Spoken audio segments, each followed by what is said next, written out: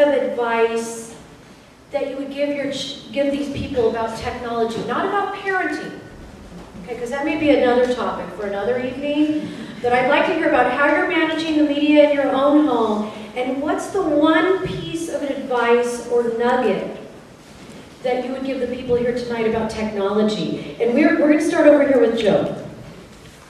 So, I mean, I think that the most important thing is to actually have a plan and to understand what they're actually doing and try and bring those two things together.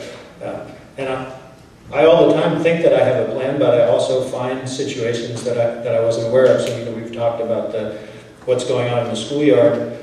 I found out recently at my daughter's school that they have 23 computers in the library where 23 kids are playing 23 games at the same time all day long. And had a long conversation with my daughter about how I don't want her to play games at school, and she agreed that she wouldn't do it.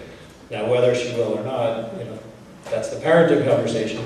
But just even having the awareness that there is a computer at school that's accessible to her, that has no filters on it, and a librarian who thinks that it's perfectly okay, meant that there was a part of, you know, her media life that I didn't know about for a while, and that was disconcerting for me. And so I think that's the first thing, is really doing that inventory and being realistic about it and making sure you feel like you're in control and that you're making conscious decisions. And then when you're aware of what they're doing, make sure you understand it. I've seen with social networking, several years ago, social networking was like a bad word for adults. And as the largest growing demographic on Facebook for the last year or two has really been people over the age of 40, I've seen, when I talk to people, a completely different understanding of what social networking means, and a lot less fear about it because there's understanding. And so you can make much better judgments when you truly understand. So the one piece of advice, technology advice.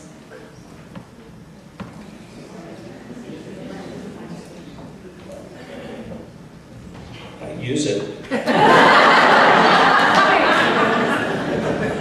Robert, briefly again, please, how are you managing the media? You've given us a few examples of how you're managing the media. Or not.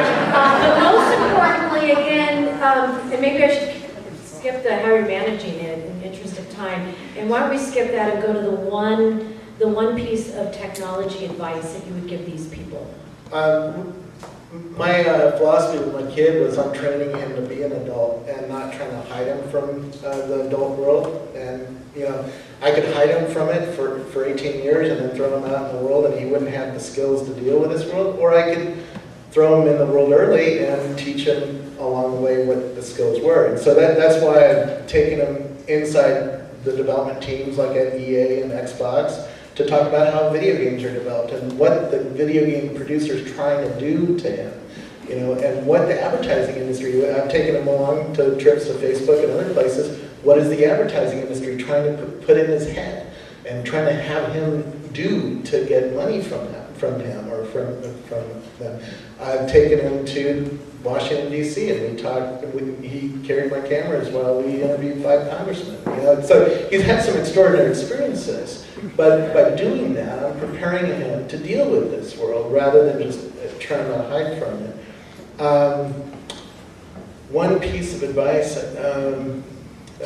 technology. Yeah, I go and use it because if you understand, like, what is this new Facebook like button? When you click on it, understand what that system is doing. And then one thing I've seen that we haven't talked about tonight is sometimes he'll get very opinionated about things, and he won't consider the other side.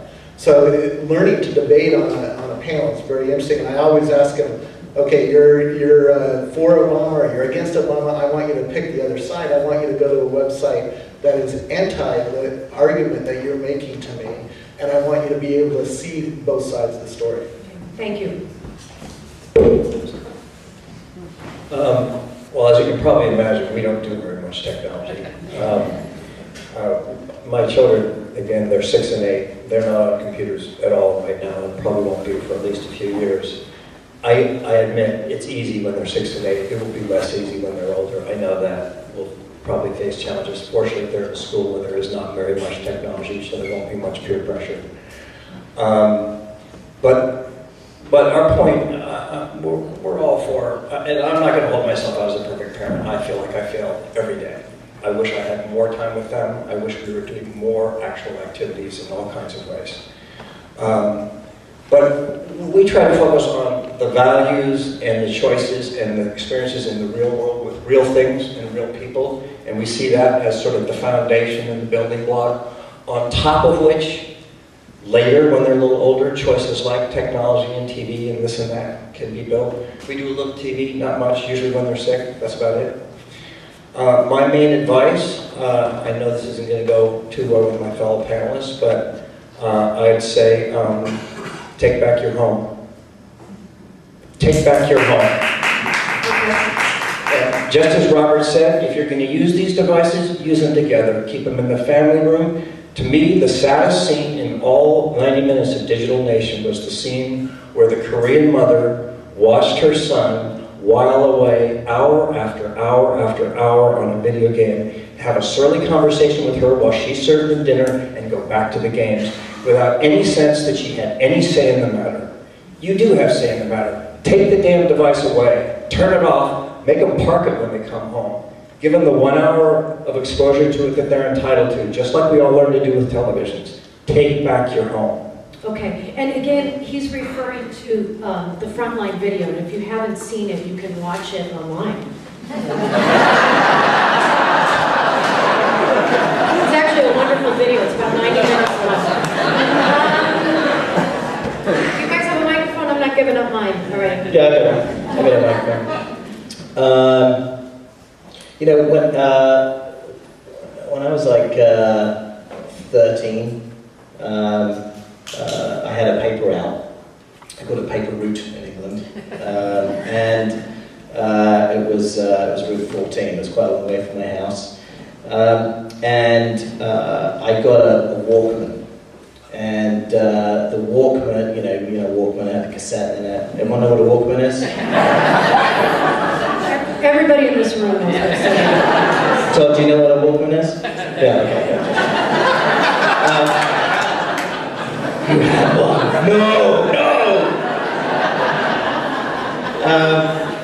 And my dad said, he said, you know, you're not going to be able to hear the car. If you take this out and the paper out, you're not going to be able to hear the cars, and you're going to get run over.